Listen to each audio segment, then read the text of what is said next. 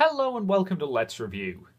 Well, it's another one of those weeks. In a move that surprises absolutely nobody, I assume anyway, Danganronpa 2 is taking more than 1 week to finish. And by now, we should all know what that means, as it is time to once again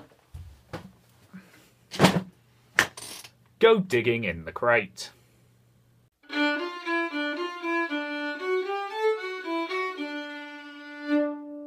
A couple of weeks ago, I talked about Resistance: Fall of Man, a first-person shooter that was one of the early successes for the PlayStation 3.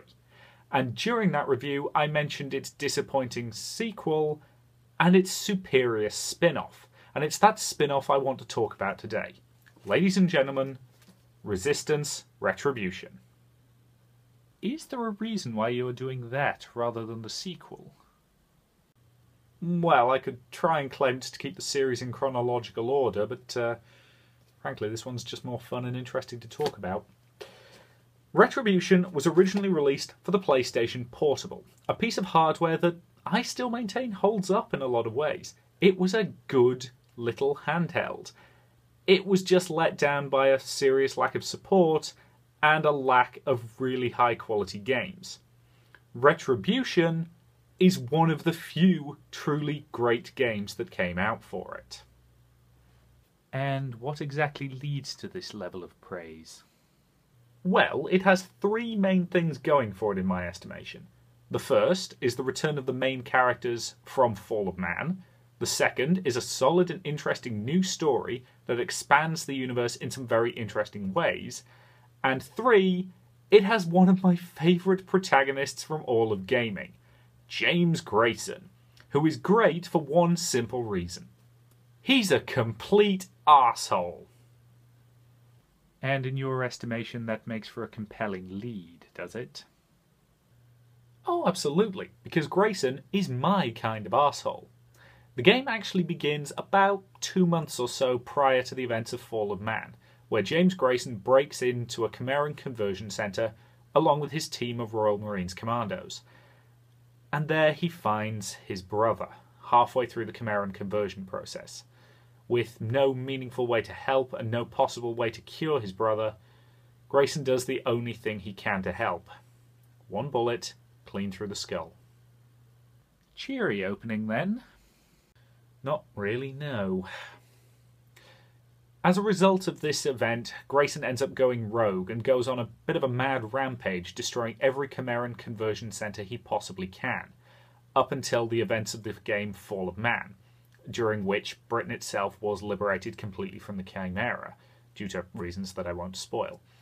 As a result of this, Grayson ends up getting picked up by the now no longer distracted Royal Marines, and he's put on trial for desertion, and he's sentenced to death.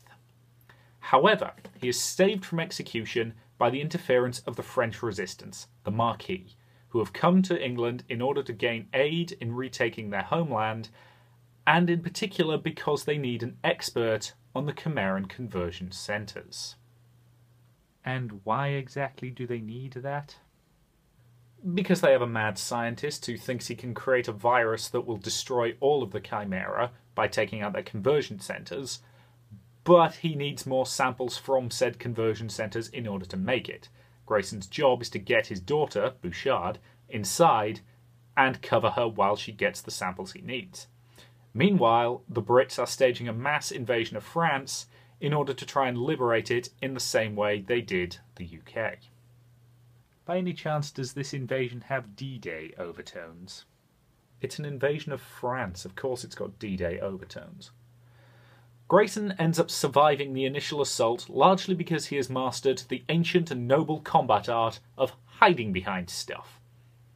Yeah, this game's actually a third-person cover shooter as opposed to the first-person shooter that the main game series is, but honestly, it kind of works for it, and it gets around the PSP's lack of a second thumbstick by giving you a rather nice auto-aim box.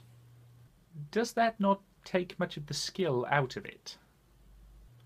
No. I mean, you can still aim manually, and for some enemies it's actually necessary to because they have very limited weak areas that you have to aim precisely at, so there is certainly some skill involved here. It's also worth noting that, as I mentioned earlier, this game does have the return of the main characters of Fall of Man. Not that plank of wood Nathan Hale, admittedly, but as I mentioned, he's incredibly boring as a protagonist.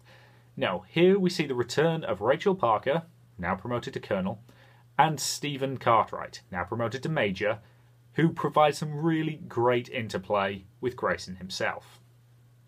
How so? Well, Grayson and Cartwright, for example, both have a really interesting interplay with each other. They have both an extreme respect for the other's abilities, but they also really get on each other's wicks. Cartwright is far too uptight and Grayson is far too much of a loose warhead, and it makes for some nice banter between the two. Parker primarily returns to her role as narrator, and she's still excellent at it, giving it the same feeling of a war journal as the main original Resistance game, which again works very well for it. You also get the chance to meet some members of the French Resistance, the Marquis, including the delightful Git Colonel Roland Mallory. Why is it that you seem to find all of the most unpleasant people in this game the most fun? Because they are. Look, Grayson and Mallory hate each other, and frankly that leads to some really nice moments between the two, including something that we British people really love to see. A French man getting punched in the face. 3 times. Look, I will be honest, this game does have problems, but the charm and the way it was clearly made with love, and the sheer elegance of the writing and the cast's main performances more than make up for the problems it does have. Although it is slightly frustrating that it ends with a tease for a follow-up that sadly never happened. Insufficient interest? Probably. I mean, let's face it, the PSP was never exactly well supported, and the lukewarm reaction of Resistance 2 probably didn't help either. But if you can dig up a copy of this game and you have a working PSP, I would highly recommend it. It's a damn enjoyable experience with a really good solid story and a great cast of characters. And if you can't dig up a working PSP or a copy, well, I would never ever suggest emulating it. Now, if you'll excuse me, I have been watching a bit of classic British sci-fi and I feel like getting back to it. I will see you later.